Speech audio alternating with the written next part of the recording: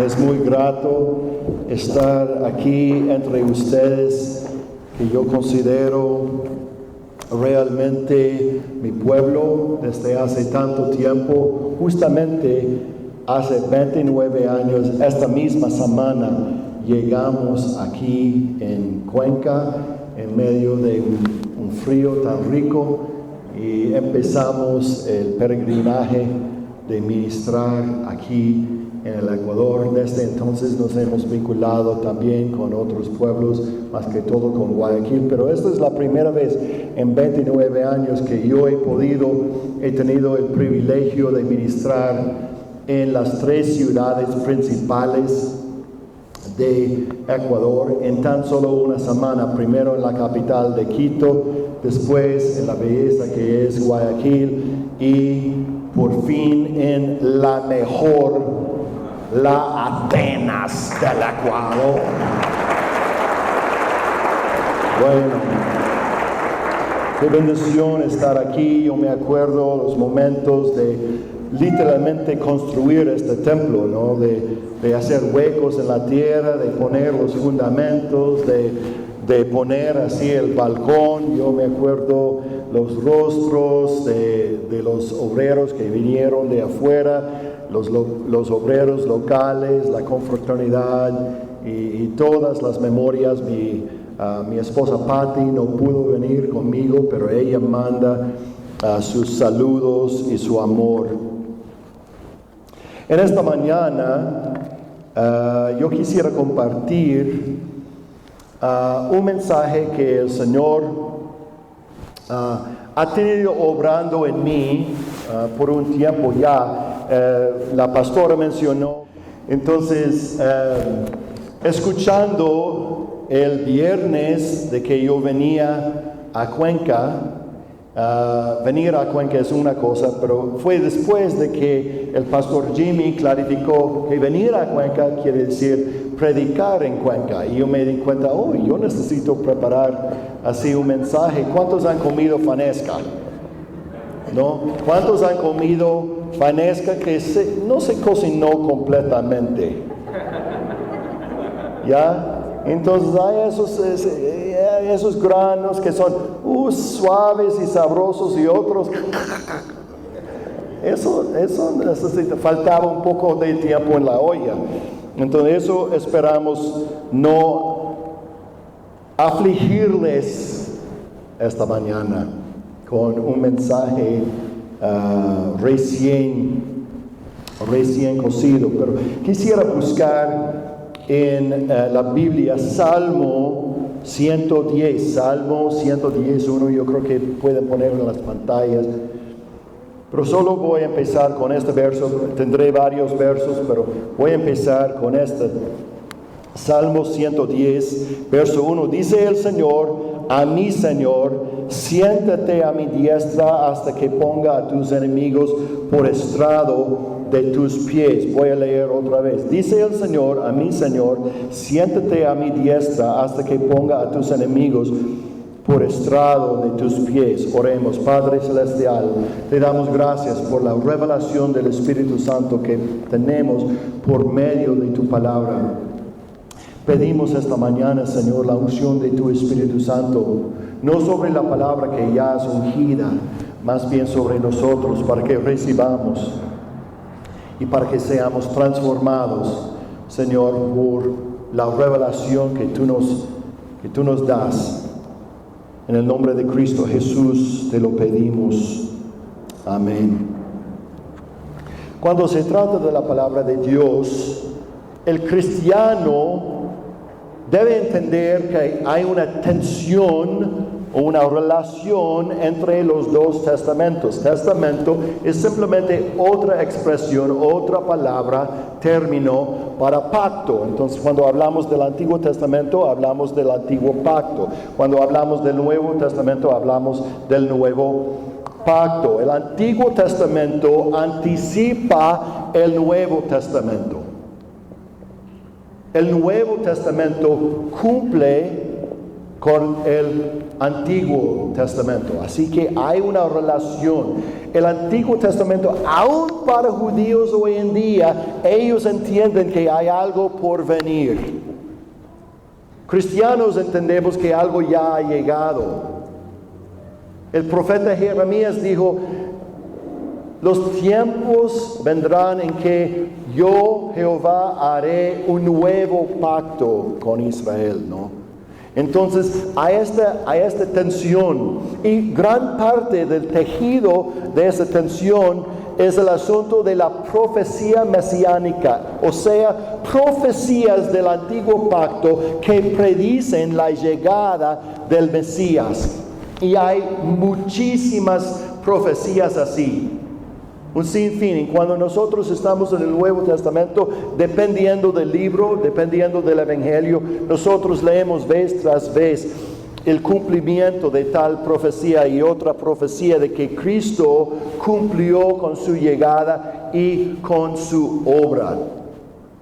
Pero el pasaje que yo acabo de leer, Salmo 110:1, es contando números, o sea, estadísticamente, es la profecía mesiánica más citada en todo el Nuevo Testamento. Hay muchas de Jeremías, de Isaías, hasta de la ley de Moisés. Pero entre todas que hay, la que los apóstoles, los autores del Nuevo Testamento citan más, contando número por número, es Salmo 110, verso 1.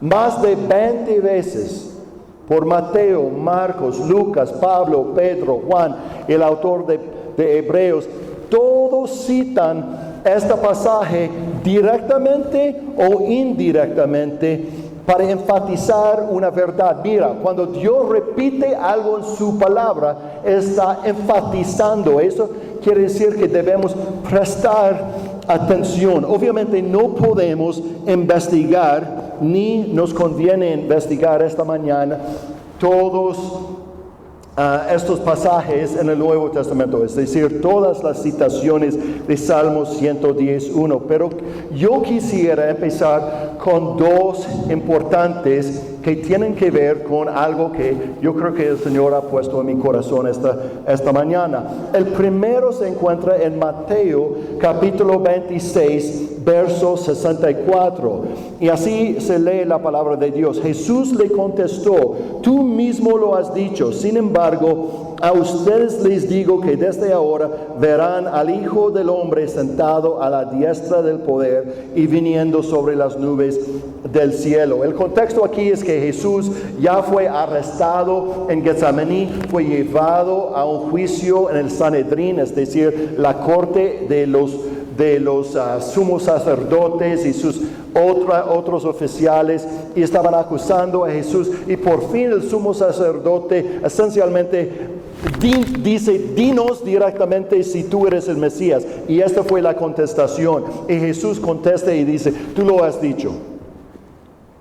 Y él cita no un pasaje, sino una mezcla de dos. Un pasaje que él menciona dice, viniendo en las nubes, eso se refiere a Daniel capítulo 7.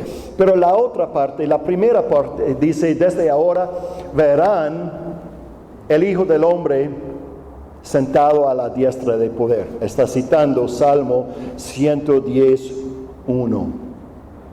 Y Jesús en ese momento no parecía poderoso, golpeado, escupido, encadenado, rodeado de enemigos. No parecía nada poderoso, pero él profetiza, vendrá el momento que me verán en otra luz. Él dice antes que ocurriera la cruz. Pero clave en esto es otra cita que vemos en el libro de Hebreos, capítulo 10, versos 12 a 13. Y aquí dice, pero Cristo, habiendo ofrecido un solo sacrificio por los pecados para siempre, eso se refiere a la cruz, Se sentó a la diestra de Dios, esperando de ahí en adelante hasta que sus enemigos sean puestos por estrado de sus pies. Este pasaje cita la misma profecía, pero ahora desde otra perspectiva. No anticipando la cruz, pero mirando atrás, no solo a la cruz, sino a la resurrección y la ascensión. Y ahora Cristo ha cumplido la profecía que Él dio ante el Sanedrín, y Él glorificado está sentado a la diestra de Dios, y Él está intercediendo por su pueblo y está esperando que Dios, el Padre, ponga a sus enemigos por estrado de sus pies. ¿Qué es el significado de todo esto para el cristiano hoy en día? ¿Por qué está enfatizando el Nuevo Testamento tanto esta profecía? Pues hay un concepto teológico que yo quisiera que cada cristiano entienda claramente en su mente, que tenga claramente en su mente, porque cambia nuestra perspectiva en medio de dificultades que nos enfrentamos. Y este principio se conoce como el ya y el todavía no. El ya y el todavía no. El ya quiere decir que Cristo ha llegado. No pensamos como un judío esperando que algún día venga el Mesías. Ya el Mesías ha venido. El Mesías ya murió por nuestros pecados. El Mesías ya resucitó para justificarnos. El Mesías ya abrió la cortina para que entráramos en el lugar santísimo. Ya tenemos acceso al Padre. Ya somos lavados de nuestro pecado. Ya somos hijos de Dios, adoptados en la familia de Dios. Ya Dios ha provisto bendición, ya ha provisto apertura, ya ha provisto que los gentiles, nosotros, los no judíos, seamos contados como hijos de Abraham. Y todas las promesas y bendiciones del Antiguo Testamento nos caen encima. La Biblia dice que cada promesa es sí y amén en Cristo. Eso es un gran ya. Ya hay bendición. Cristo ya tiene las llaves de la muerte y del Hades. Ya tiene aplastado al diablo. Hermanos, yo les digo, yo creo que estamos viviendo debajo de nuestros privilegios. Hay privilegios, hay bendiciones que Dios ya ha provisto, que Él ya quiere que andemos en esas bendiciones, pero por ignorancia, por ceguera espiritual, por falta de madurez. Mira, tantas veces me ha llegado una comprensión, una revelación de una bendición, pero nunca me llega en el sentido de que esto es algo nuevo que Dios hace en el mundo. Más bien yo entiendo que esto es una obra que Cristo ya ha provisto en la cruz, pero me está llegando ahora porque yo he llegado en madurez, en entendimiento de estas cosas que estoy alcanzando. No algo nuevo, pero algo que ya estaba ahí. ¿Cuántos entienden lo que digo? Pero muchas veces andamos en una manera que no aprovechamos esas bendiciones. Yo di esta ilustración en el primer culto que la hermana Aida mencionó, que hace tiempo un gringuito en un concurso ganó como premio mayor un crucero en el Caribe.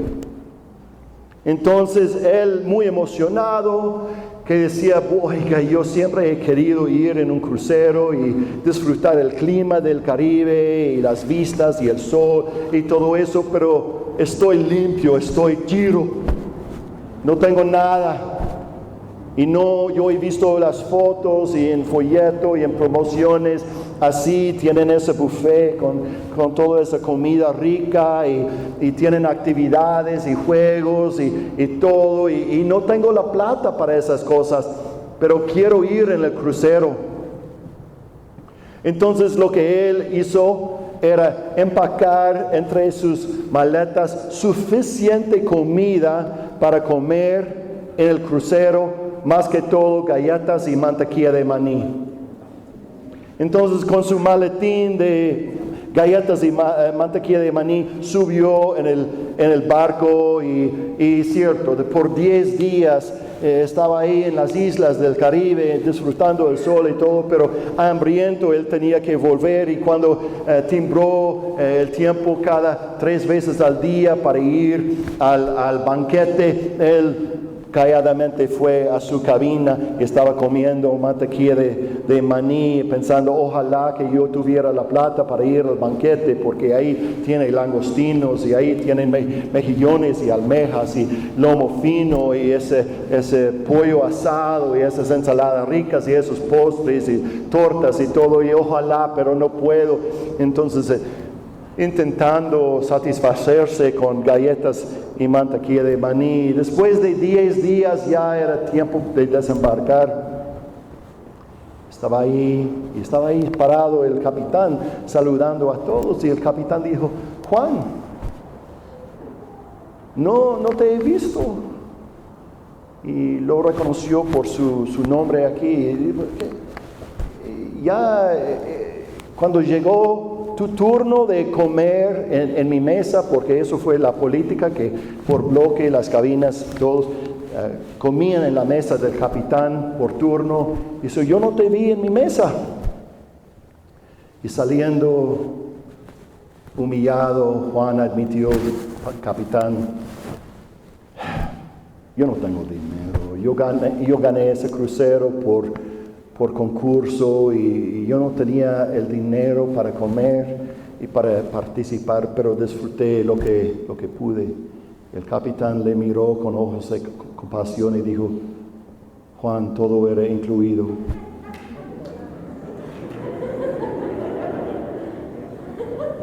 Todos los banquetes, los juegos, los shows, los viajes, todo incluido. Pero bendiciones que salgan del barco. ¿Cuántas bendiciones vamos a llegar en el cielo? Y el Señor dice, todo era incluido. Y te sostenías así con galletas y mantequilla de maní.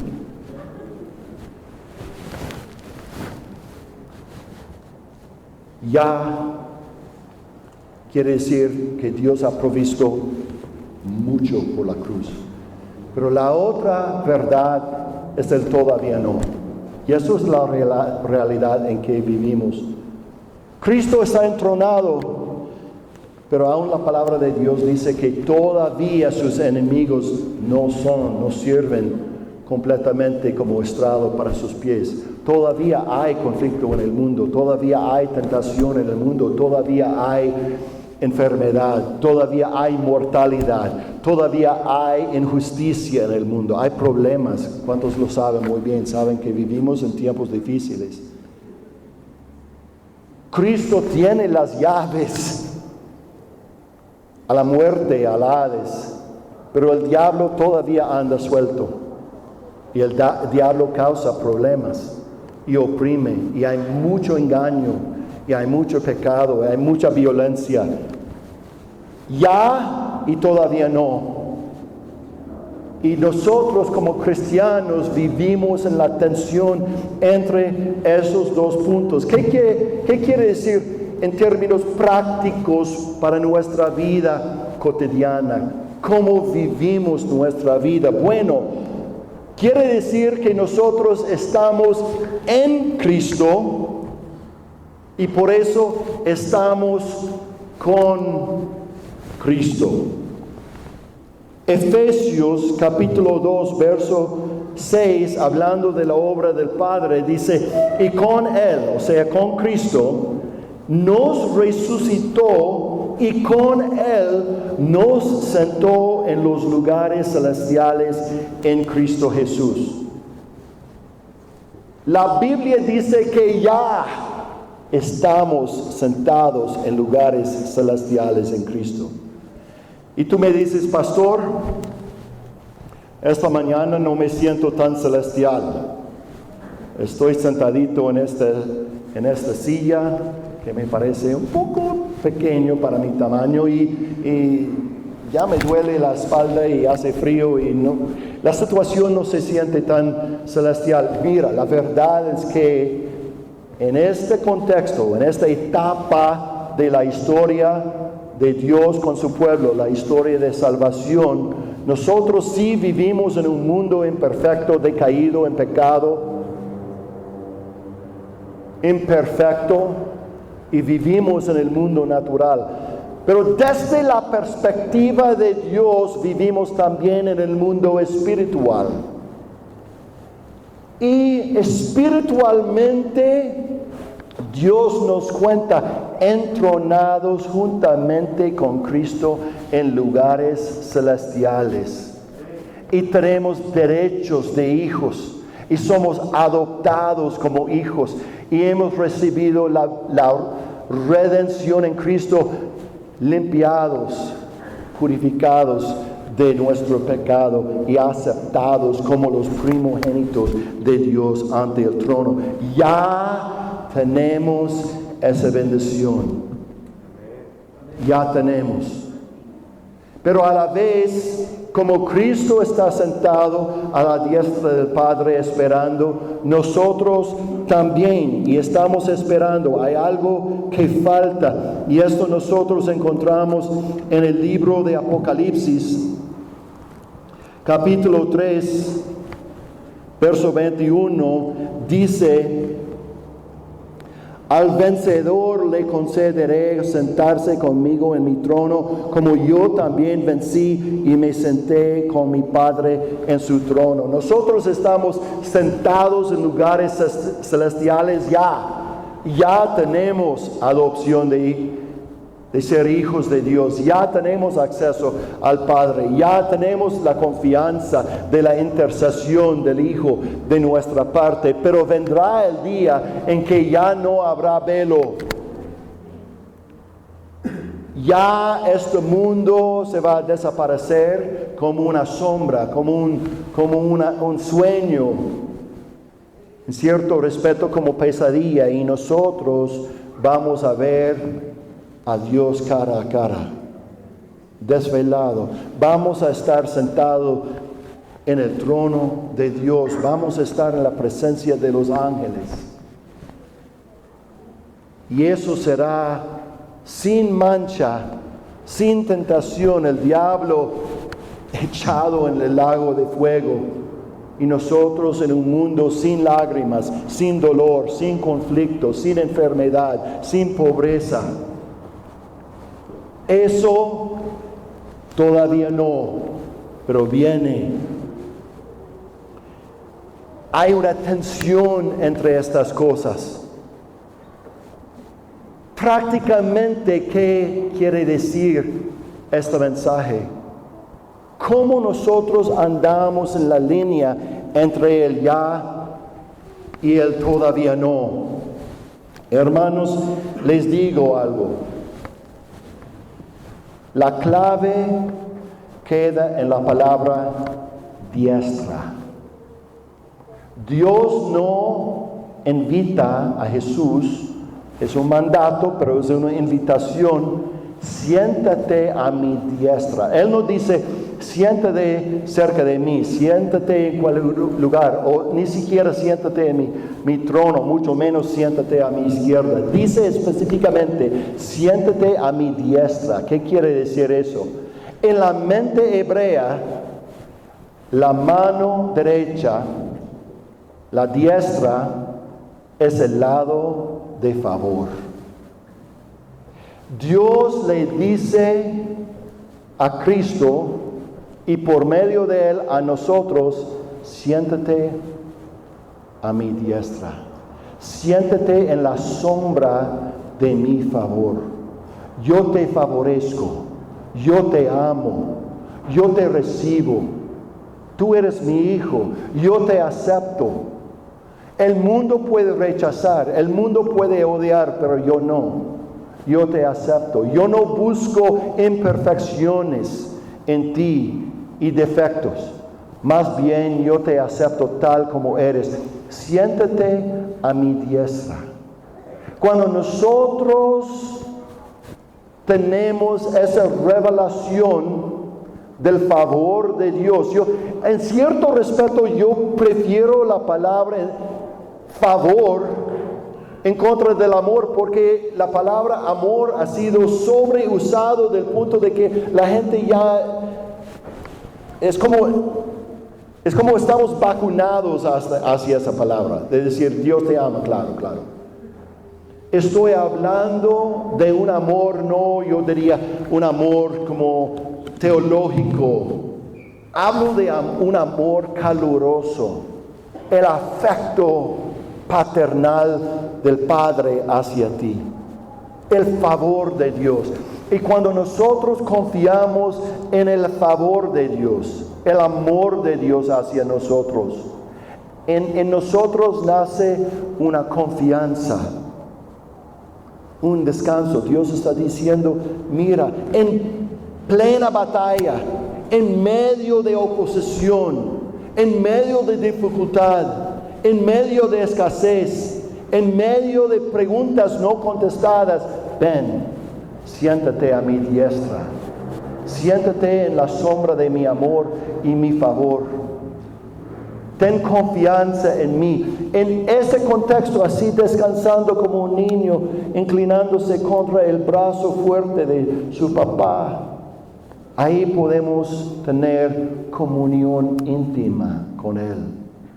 Podemos recibir la bendición y de ahí confianza que Dios va a hacer la obra, Dios va a pelear por nosotros, Dios va a proveer, Dios va a hacer su obra. Hermanos, les digo algo, una mentira del diablo que necesitamos vencer para andar en la plenitud de Dios. Y esto es parte del testimonio de la Biblia desde el principio.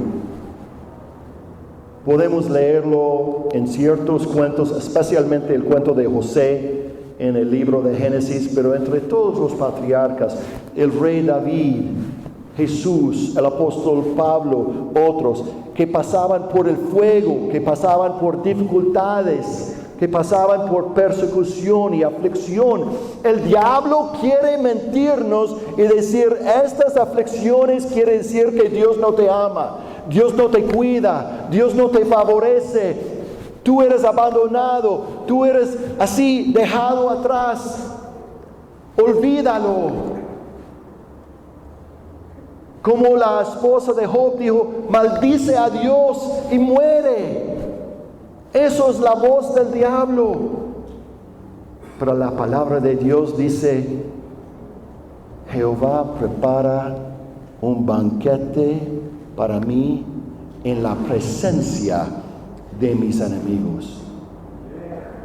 En medio del choque, en medio de la aflicción, en medio de los problemas, Dios dice, siéntate. Tus enemigos, tú quieres que tus enemigos sean estrado para tus pies ahora, pero eso es el todavía no, en mucho respeto, ni para Cristo. Estamos esperando, estamos en el todavía no. Y muchos aquí están en una etapa muy fuerte de todavía no. Pero eso no quiere decir que Dios te haya abandonado. Dios está contigo, Dios te favorece y Él te dice, ven, siéntate en la sombra de mi favor. Eso es lo que nos toca ahora.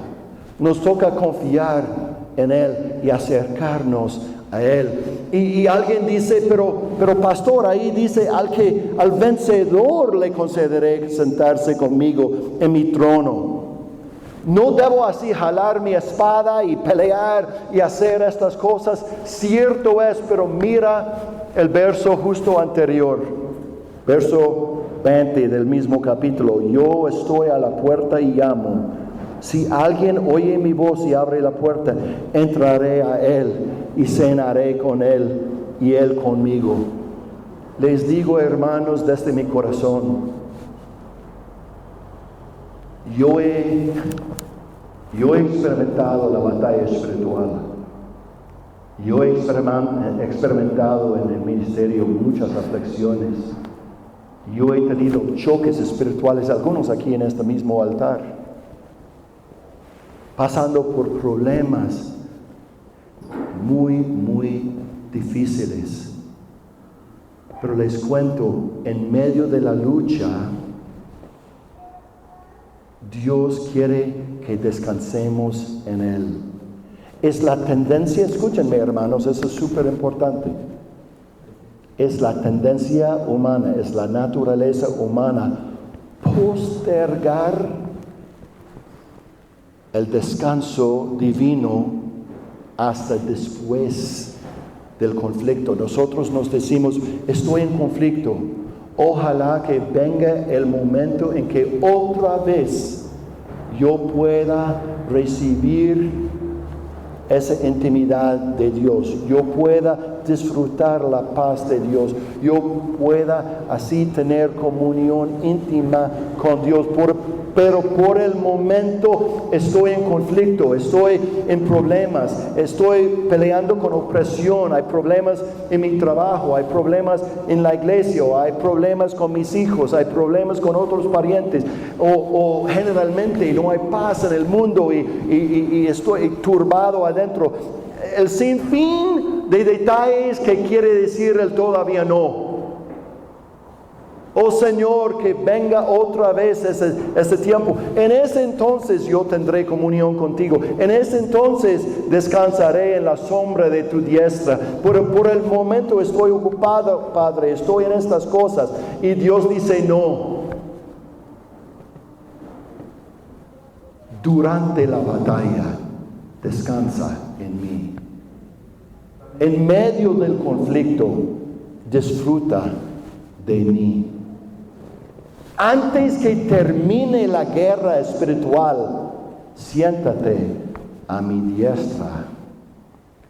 Yo haré de tus enemigos estrado de tus pies. No te toca a ti hacer de ellos estrado de tus pies. Me toca a mí, dice el Señor. Yo haré de ellos. Entonces, Señor, yo necesito estar ocupado. Sí, ocúpate sentando a mi diestra, acercándote a mí, cultivando esa intimidad con Dios. Quiero invitar a los músicos. Inclinemos los rostros en este momento y vamos a orar. Aleluya, aleluya, aleluya. Aleluya, Padre. Aleluya, Señor. Aleluya. Oh, Señor, en este momento, en conflictos,